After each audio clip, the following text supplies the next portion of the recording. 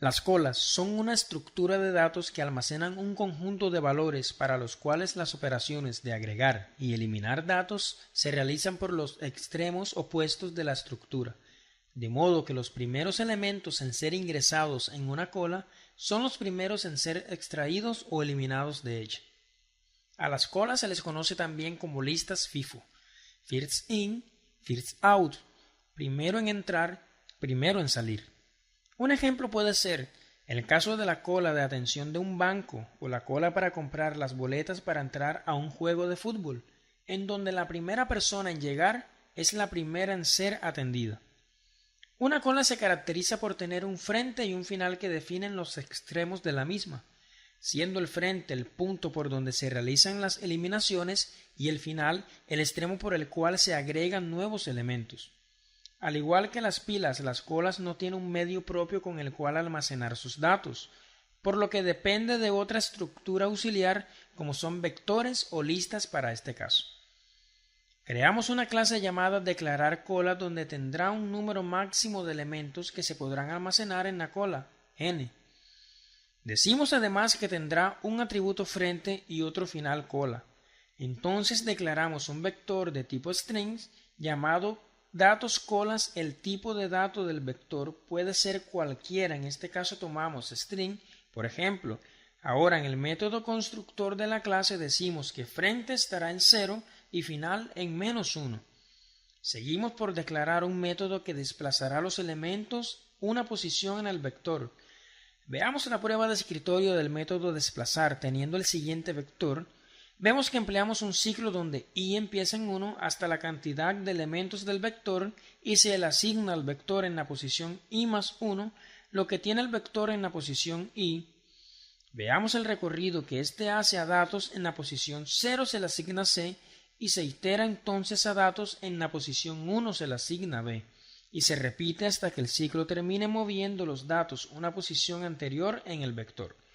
Ahora declaramos los métodos selectores de frente y final.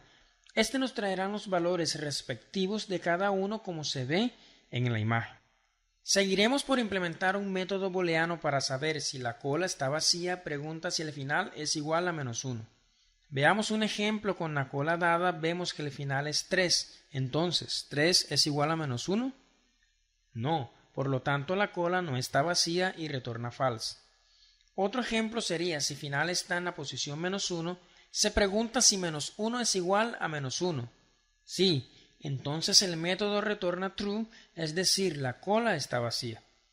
Continuaremos con el método para saber si la cola está llena, también será booleano, como el anterior, pero este se pregunta si el final es mayor o igual a la cantidad de elementos del vector -1. Veamos los posibles casos. Según el vector dado, el final es 3, entonces 3 es mayor que la cantidad de elemento -1, es decir, 4.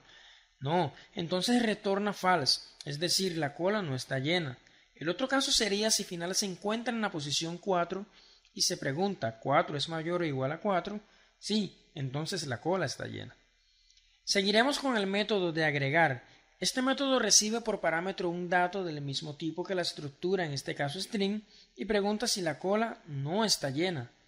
Si es así como se ve en la imagen, al final se le suma 1 y en el vector en la posición final se le asigna el nuevo dato como vemos. Se le pasa c final que valía 3 y ahora valdrá 4 y al vector en esa posición se le asigna z, quedando de la siguiente manera. Procederemos a implementar el método quitar. Este pregunta si la cola no está vacía teniendo en cuenta la estructura de datos. Vemos que la cola no lo está llamando así al método desplazar, quedando el vector de la siguiente manera. Entonces se disminuye el final en 1, eliminando la primera posición.